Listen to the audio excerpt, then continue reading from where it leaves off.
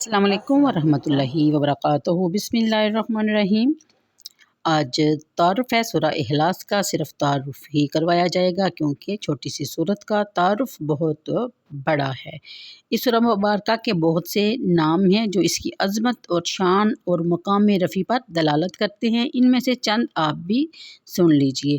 سورہ توحید، کیونکہ اس میں عقیدہ توحید کو بڑی جامعیت اور دلکش انداز میں بیان کیا گیا ہے۔ سورہ نجات، اس کے ذریعے انسان کو کفر و شرک کی آلودگیوں سے نجات حاصل ہوتی ہے، نیز عذاب جہنم سے بھی رستگاری کا ذریعہ ہے۔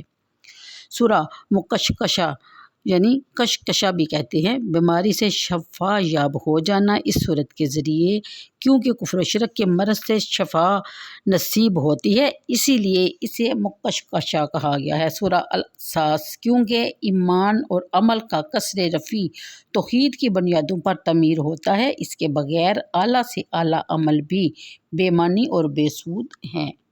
سورہ المنہ، یہ اپنے قاری کو عذاب دوزخ سے بچا لیتی ہے۔ سورہ نور، اس کی ضیاء پاشیوں سے مومن کے دونوں جہان روشن ہو جاتے ہیں، اس کے ذہن اور اس کے دل دونوں میں اجالا ہو جاتا ہے۔ سورہ الامان، اس صورت پر ایمان رکھنے والے کو خداوند ذوالجلال کے قہر اور غضب سے امان مل جاتی ہے۔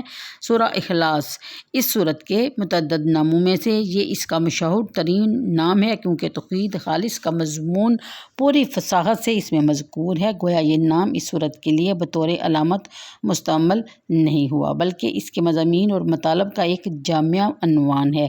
اس کی آیات کی تعداد 4 اور بروایت 5 یا 15 کلمات اور 47 حروف پر مشتمل ہے۔ زمانہ نزول، اس کے مکی اور مدنی ہونے میں اختلاف ہے۔ بعض علماء کے نزدیک یہ سورت مکہ مکرمہ میں نازل ہوئی اور بعض کے نزدیک مدینہ طیبہ میں۔ کتب و حدیث میں دونوں قسم کی روایات موجود ہیں۔ بعض سے پتہ چلتا ہے کہ اس کا نزول مکہ مکرمہ میں ہوا اور بعض سے معلوم ہوتا ہے کہ ہجرت کے بعد مدینہ طیبہ میں سورت نازل ہوئی، لیکن بعض مقامات پر اینڈ پہ آپ یہ جان لیجئے کہ اس سورت کو 2 بار نازل کیا گیا، یعنی کہ ایک بار یہ نازل ہوئی اور دوسری بار اس کو دوبارہ دہرانے کی تاکید کی گئی۔ ایک روایت کے مطابق ابو العالیہ ابی بن قاب سے روایت کرتے ہیں کہ مشرکین کا ایک گروہ نبی کریم صلی اللہ علیہ وسلم کی خدمت میں حاضر ہوا اور پوچھا، اے محمد صلی اللہ علیہ وآلہ وسلم، جس پر ایمان لانے کا آپ ہمیں دعوت دیتے ہیں اور تاکید کرتے ہیں، اس کا نسب نامہ تو ہمیں بتائیے تاکہ ہم اس کو پہچان تو سکیں۔ اس وقت اللہ تعالیٰ نے ان کے جواب میں یہ صورت نازل فرمائی۔ پھر بیان فرمایا گیا کہ شبی حضرت جابر رضی اللہ تعالیٰ عنہ سے نقل کرتے ہیں کہ ایک عربی نبی کریم صلی اللہ علیہ وسلم کے پاس آیا، کہنے لگا کہ آپ رب کا نسب نامہ ہمیں سنائیے۔ اس وقت اللہ تعالیٰ نے یہ صورت نازل فرمائی۔ یعنی مختلف احوال سے یہ پتہ چلتا ہے کہ یہ رب کا نسب نامہ پوچھے جانے پر یہ صورت نازل فرمائی گئی۔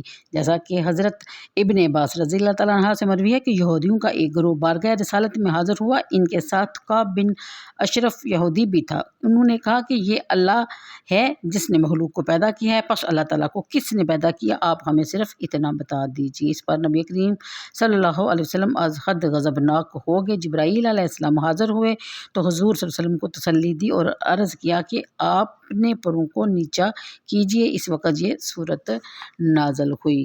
عطا حضرت ابن عباس رضی اللہ تعالیٰ عنہما سے نقل کرتے ہیں کہ جب نجران کے نصاری کا وفد آیا تو انہوں نے نبی کریم صلی اللہ علیہ وسلم سے کہا کہ آپ اپنے رب کی حقیقت ہمیں بتائیے، وہ زبر و جد کا بنا ہوا ہے، یاقوت کا بنا ہوا ہے یا سونے چاندی کا بنا ہوا ہے؟ اس پر نبی کریم صلی اللہ علیہ وسلم نے فرمایا کہ میرا رب ان تمام چیزوں کو بنانے والا ہے، پیدا کرنے والا ہے، میرا رب ان کا تمام اشیاء کا خالق ہے۔ اس وقت یہ صورت نازل ہوئی۔ یہودیوں کا وفد بھی مدینہ طیبہ میں حاضر خدمت ہوا تھا اور نجران کے عیسائی بھی اس مقام پر حاضری سے شرف یاب ہوئے تھے۔ ان 2 حدیثوں سے پتہ چلتا ہے کہ یہ صورت مدنی ہے۔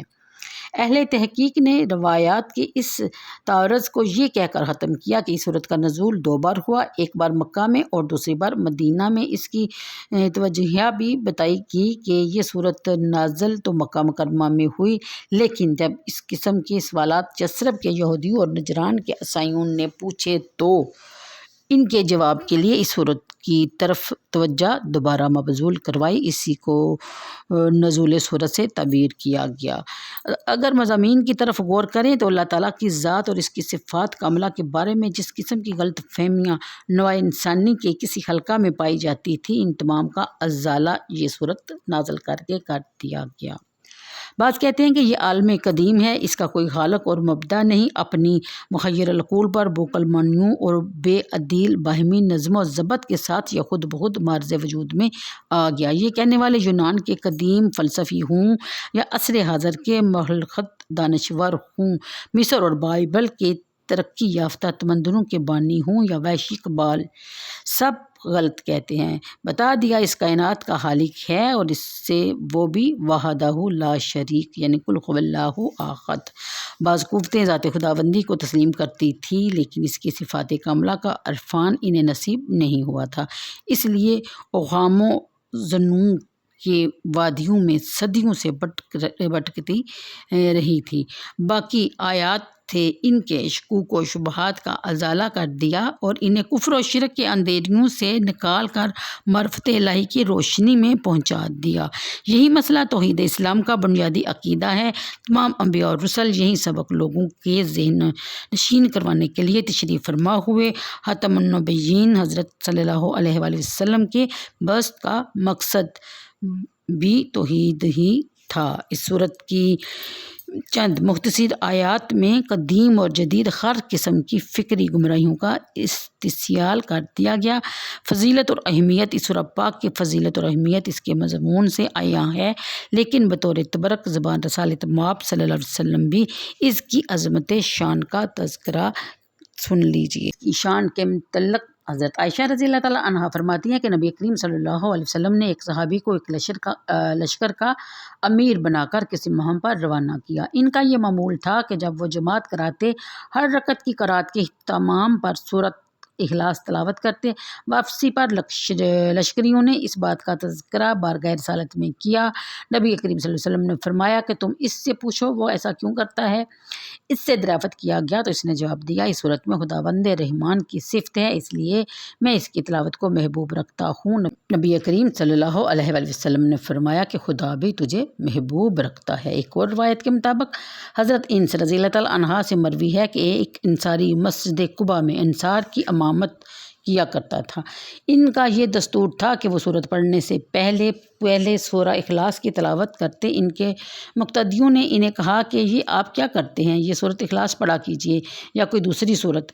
انہوں نے کہا کہ میں تو ایسا ہی کروں گا، اب آپ کی مرضی ہو تو جماعت کراتا ہوں، اگر آپ کی مرضی نہ ہو تو کسی دوسرے کو اپنا امام مقرر کر لیجیے۔ ان کی نیکی اور پارسائی کی وجہ سے لوگ کسی دوسرے کو امام مقرر کرنا پسند نہیں کرتے تھے، چنانچہ اس کا تذکرہ آپ صلی اللہ علیہ وسلم کی خدمت اقدس میں کیا گیا۔ نبی کریم صلی اللہ علیہ وسلم نے فرمایا، تمہارے مقتدی جس طرح کہتے ہیں تم ایسا کیوں نہیں کرتے؟ اس نے عرض کیا، یا رسول اللہ مجھے اس صورت سے بڑا پیار ہے۔ حضور صلی اللہ علیہ وسلم نے ارشاد فرمایا کہ اس کی محبت نے تجھے جنت میں داخل کر دیا۔ ایک اور روایت کے مطابق حضرت ابو ہریرہ رضی اللہ تعالیٰ عنہ کہتے ہیں کہ نبی کریم صلی اللہ علیہ وسلم نے ایک روز صحابہ کو حکم دیا کہ اکٹھے ہو جاؤ، میں تمہیں ایک تہائی قرآن سناؤں گا۔ چنانچہ لوگ جمع ہو گئے۔ نبی کریم صلی اللہ علیہ وآلہ وسلم تشریف لائے اور سورہ اخلاص کی تلاوت فرمائی اور حجرہ مبارک میں تشریف لے گئے۔ لوگ کہنے لگے، حضور صلی اللہ علیہ وسلم نے تو فرمایا تھا کہ میں تمہیں ایک تہائی قرآن سناؤں گا اور آپ صرف ایک سورت سنا کر تشریف لے گئے ہیں۔ جب نبی کریم صلی اللہ علیہ وسلم واپس تشریف لائے اور فرمایا کہ میں نے تمہیں یہی کہا تھا اور میں تمہیں ایک تہائی قرآن سناؤں گا، کان کھول کر سن لو، یہ سورت ایک تہائی قرآن کے برابر ثواب کا درجہ رکھتی ہے۔ جیسا کہ ایک روز حضور صلی اللہ علیہ وآلہ وسلم نے صحابہ کو فرمایا کہ تم ایک تہائی قرآن ہر رات تلاوت نہیں کر سکتے؟ انہوں نے عرض کی، یا رسول اللہ صلی اللہ علیہ وآلہ وسلم ہم میں سے کون اس کی طاقت رکھتا ہے؟ فرمایا، قل هو اللہ احد، یہ قرآن کی ایک تہائی ہے۔ اس صورت کو قرآن کریم کی ایک تہائی کہنے کی کئی وجوہات علماء نے ذکر کی ہیں۔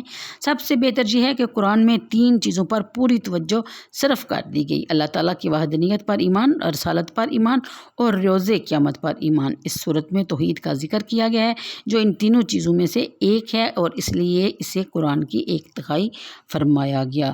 اس بابرکت صورت کے واسطہ سے اللہ تعالیٰ کے جناب میں جب دامن طلب پھیلایا جاتا ہے تو کریم اسے خالی واپس نہیں کرتا۔